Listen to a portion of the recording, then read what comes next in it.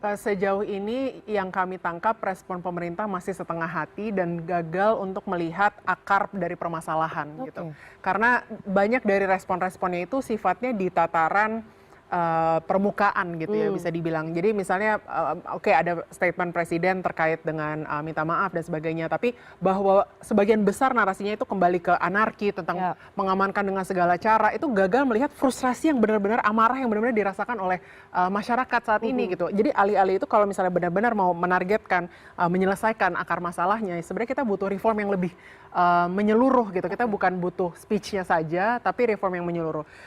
Apakah kita tetap perlu apresiasi bahwa ada ketua-ketua parpol yang berusaha melakukan hal yang tepat gitu, misalnya tadi dengan memang pertama menonaktifkan, kemudian juga memberhentikan tunjangan dan sebagainya.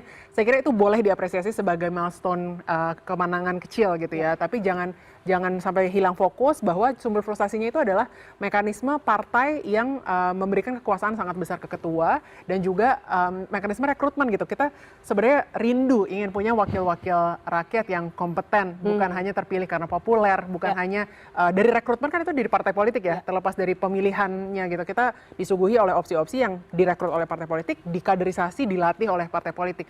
Jadi ketika ada kegagalan empati, nir empati dari statement yang keluar dari seorang anggota DPR, padahal satu-satunya, the only job of seorang anggota DPR adalah mewakili rakyatnya kita, berarti kan ada yang salah. Ya. Gimana kamu bisa mewakili kalau bahkan tidak punya empati terhadap keseharian hidup rakyat yang harusnya diwakili tersebut. Dan itu tanggung jawab besarnya ada di partai politik yang harus kita reform secara menyeluruh di luar dari pemberhentian atau sekedar pemerintah. Itu kita apresiasi, tapi kita perlu yang lebih menyeluruh dan sistemik lagi. Oke, beralih